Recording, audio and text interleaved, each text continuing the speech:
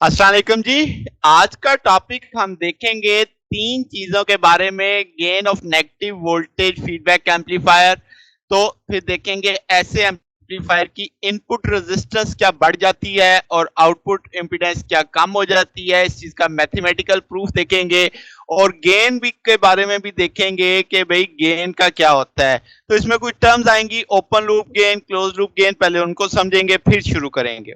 तो जनाब शुरू करते हैं। मेन तो टॉपिक हमारा वही है कि gain of negative voltage feedback amplifier हमने कैलकुलेट करना है।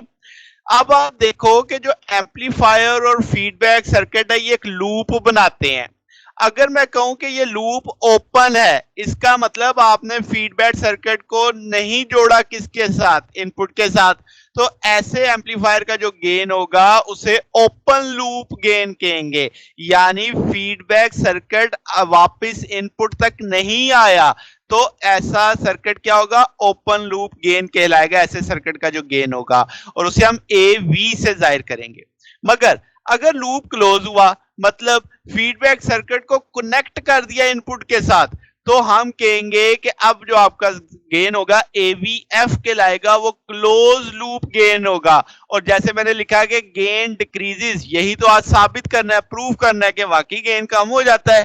तो क्लोज लूप गेन को हम किससे जाहिर करते हैं, एवीएफ से। ओके होगी बात। अच्छा जी, एक नेगेटिव फीडबैक एम्पलीफायर कंसीडर करते हैं। लेट से जब आपके पास ओपन लूप गेन होगा तो वो एवी होगा। स्टार्टअप हम इस बात से करते हैं। अब मैं क्या करता हूं कि नेगेटिव फीडबैक अप्लाई कर देता हूं। जैसे आप फीडबैक सर्किट देख रहे हैं, मैं वापस इसको कनेक्ट करता हूं किसके साथ, इनपुट के साथ। तो आउटपुट का कुछ हिस्सा जिसे हम एम वी कह देते हैं, फ्रैक्शन ऑफ आउटपुट है, यानी एम वी वी नॉट का कुछ हिस्सा है जो मैंने वापस इनपुट पे दिया। अब होगा क्या, इसका मतलब जो मेरी इनपुट होगी उसमें से ये वाला वेक्टर माइनस हो जाएगा। माइनस क्यों होगा, क्योंकि नेगेटिव फीडबैक है, यानी out of phase. Out of phase होगा तो वो उसकी वैल्यू को कम करेगा, इसलिए उसको क्या करेंगे, माइनस। तो एक्चुअल क्या बना, वी इन जो सिग्नल था minus M V V naught. तो ये अब जनाब इनपुट का किरदार अदा करेगा। होगी होगी बात। अब जरा आउटपुट देख लेते हैं कि भाई गेन निकालना है तो इनपुट का भी पता हो, आउटपुट का भी पता हो। तो आउटपुट जो है वी नॉट, वो इनपुट मल्टीप्लाई जो गेन फैक्टर है उससे होनी चाहिए, यानी कि V in minus M V V naught A V, और ये सारा वी नॉट के बराबर होगा। अगर मैं ए वी को अंदर जरब दे दूं तो ये भी वी नॉट वाला फैक्टर है, दूसरी तरफ ले जाऊंगा, वहां से वी नॉट कॉमन ले लूंगा।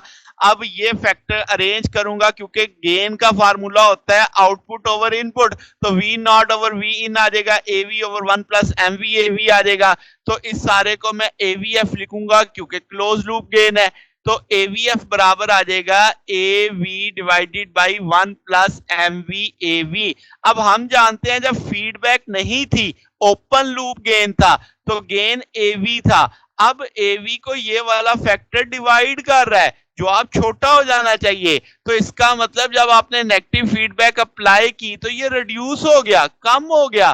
ठीक होगी बात। तो अब एक चीज याद रखनी है, ये वोल्टेज गेन था। इससे याद रखना है कि नेगेटिव वोल्टेज फीडबैक से करंट गेन मुतासिर नहीं होता, यानी वोल्टेज गेन मुतासिर होता है आपका, वो कम हो जाता है। अब जरा इम्पीडेंस की बात कर लेते हैं। तो इनपुट इंपीडेंस को हम जेड आई इन से कहेंगे जब फीडबैक नहीं होगी, मगर जब फीडबैक होगी तो प्राइम वाला फैक्टर लगा देंगे। तो अब अगर मैं कहूं कि करंट आई है तो V in minus M V V naught बराबर आ जाएगा आई वन जेड इन। ये तब है जब आपने देखो विदाउट फीडबैक आपने जो देखा। अब चूंकि फीडबैक आ रहा है तो अब आप इसे क्या करोगे, वी इन है, ये फैक्टर दूसरी तरफ जाके ऐड हो जाएगा। अब जो आपके पास वोल्टेज थी, आउटपुट वोल्टेज विद फीडबैक, वो वैल्यू आपने वी नॉट की प्लेस कर दी।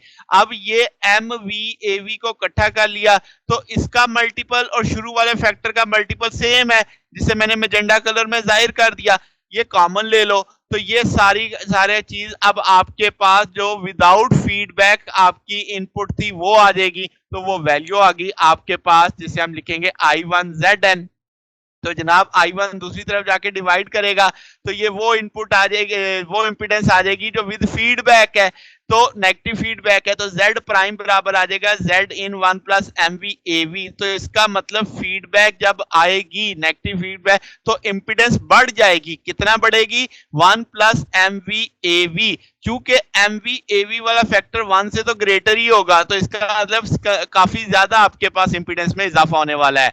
तो ये एक एडवांटेज है। क्यों? क्योंकि अब एम्पलीफायर जो आपके पास है वो कम लोड के यानी सोर्स के लिहाज से कम लोड के साथ आपके पास यानी प्रेजेंट होगा। अब आउटपुट इंपीडेंस की बात करें तो जिस तरीके से हमने गेन हासिल किया उसी तरीके से ये फार्मूला भी हासिल किया जा सकता है कि आउटपुट गेन जो है, आउटपुट जो इंपीडेंस है वो आपके पास विदाउट फीडबैक के लिहाज से क्या हो जाएगी? अब डिक्रीज कर जाएगी। इसका मतलब ये होगा कि फीडबैक जब होती है तो इंपीडेंस कम हो जाती है। कितनी कम हो जाती है आउटपुट पे? 1 प्लस MV ठीक है, ये भी एक एडवांटेज है। क्यों? क्योंकि अब आप एम्पलीफायर को इस्तेमाल कर सकते हैं ऐसी चीजों के साथ भी जिनका लोड कम होता है, यानी कम लोड वाली चीजों को भी ड्राइव करने के लिए इस्तेमाल करने के लिए आप इस्तेमाल कर सकते हैं। ठीक हो गया? तो ये आज हमने नेगेटिव फीडबैक वोल्टेज गेन देखा। कल हम करंट वाला देखेंगे क्योंकि 4 तरह के हमने पढ़े थे ना कि भाई एम्पलीफायर्स होते हैं तो उसमें गेन आपके पास वोल्टेज में 2 थे और करंट में 2 थे। तो कल हम करंट वाला देखेंगे। तो ये हमारा आज का टॉपिक था। अगर आपको इसमें कोई बात पूछनी हो, डाउट हो तो नीचे कमेंट्स में पूछ सकते हैं। वीडियो अच्छी लगी हो तो वीडियो को लाइक कीजिएगा, दोस्तों के साथ शेयर कीजिएगा, चैनल को भी सब्सक्राइब कर दीजिएगा। अब तक के लिए इतना ही, बकिया इंशाल्लाह फिर नेक्स्ट देखेंगे। ओके, अल्लाह हाफिज।